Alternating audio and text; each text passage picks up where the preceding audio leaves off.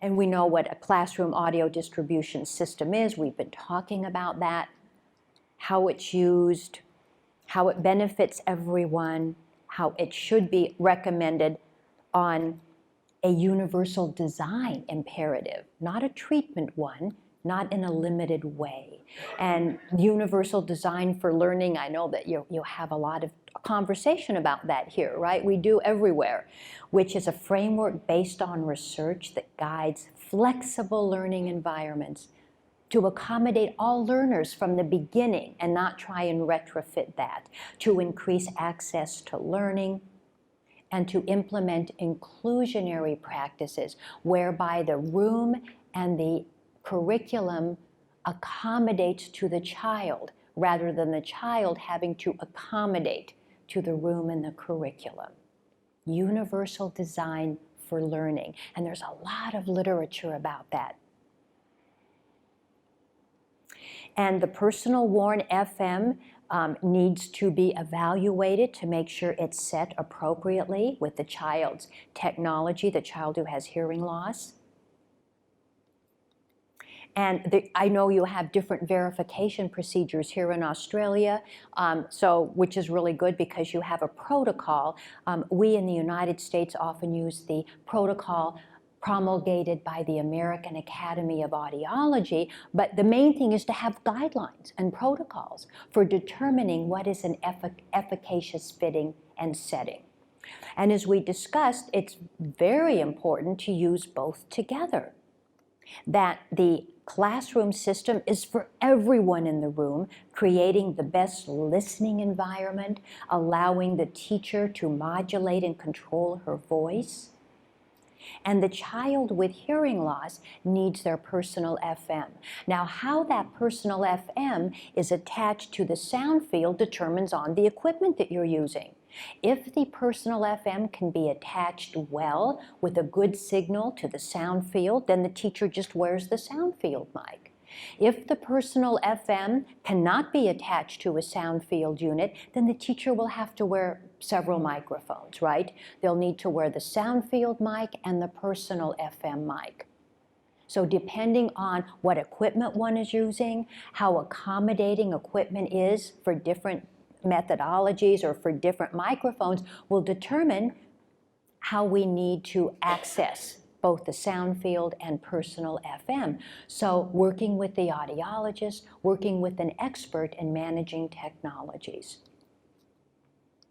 So when you have a classroom audio distribution system, they're called sound field, they're called ADS, audio distribution, they're called CADS, classroom audio distribution. And the reason we say audio is because we want the system to distribute all sound, teacher's voice, student's voice if they use the mic, streaming from the computer, streaming from an iPad, streaming from whatever source. So we need the audio to be clearly available from every sound source. That's very important. And if the teacher uses her voice well, the room is quieter. We're not using this as a bullhorn.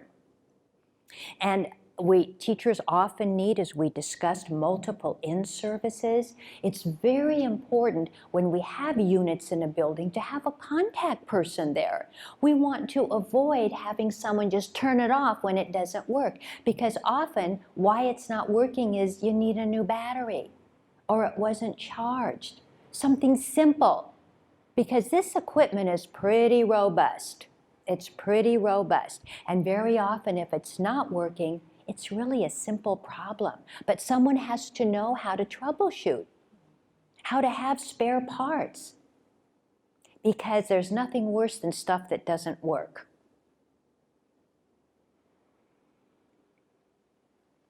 So the equipment has to be installed, used well, and maintained. And again, we're not using this to blast sound. It just seems counterintuitive, doesn't it, to say we're putting sound in a room and it's quieter. It's because of how you use your voice. Is your voice soothing or is your voice strident? See, the thing is, if I were to talk louder, when you talk loud, there is more sound in a room. But what kind of sound is it?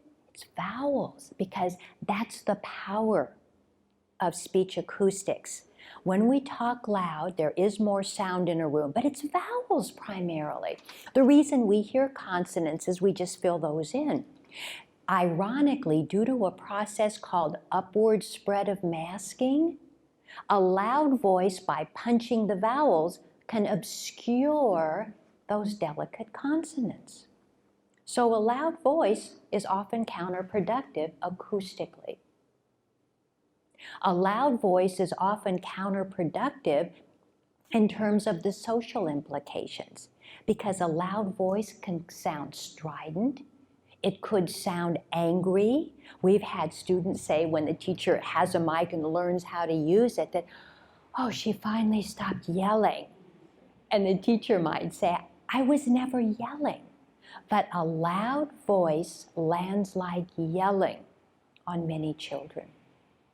Interestingly, many children on the autistic spectrum do very well with the sound system because the voice is modulated.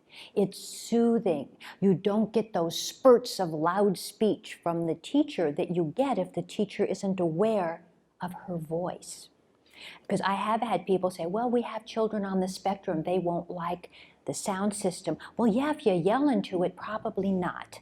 But if you use this to have a soothing voice, that's a whole different story. That's why our coaching and our in-servicing has to include microphone use. How to use your voice, how to use the microphone. Because what we want is a quiet classroom through sound replication, sound distribution, not sound blasting.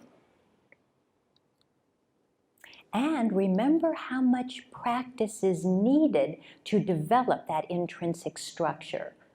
Malcolm Gladwell, who wrote The Tipping Point and The Outliers, identified 10,000 hours of practice as necessary to develop a skill. Hart and Risley say that we want children to have heard about 46 million words by age 4.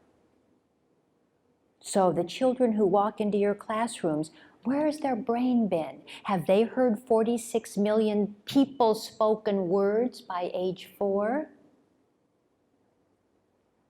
In the study by Hart and Risley, children from poverty families have heard about 13 million words. Hart and Risley say 46 million, 13 million. By age 4, that difference is so substantial, you can't make it up. Their contention is for children at risk, we have to start stimulating that brain early, because that brain requires an enormous amount of practice and exposure. Children with hearing loss, we can identify at birth if their hearing loss is at birth, but we can't squander a single second. Children with hearing loss, do they come to school at age 4 having heard 45 million words? That's our goal. That's what's at stake here. That's what it takes. But see, we need to know what it takes so we can appropriately coach families and systems about how to get the outcomes that are possible. The reason we're still not getting the outcomes for many children with hearing loss is we're not doing what we now know what it takes in terms of accessing the brain. Early access, stimulate. The brain is a probability organizer. It needs lots of practice to develop those centers.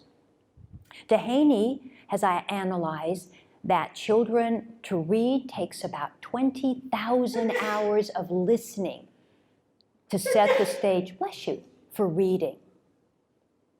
About 20,000 hours of listening. Hart and Risley in their study say, bless you, that children who are spoken to a lot or a little speak a lot or a little, shocking, and read a lot or a little.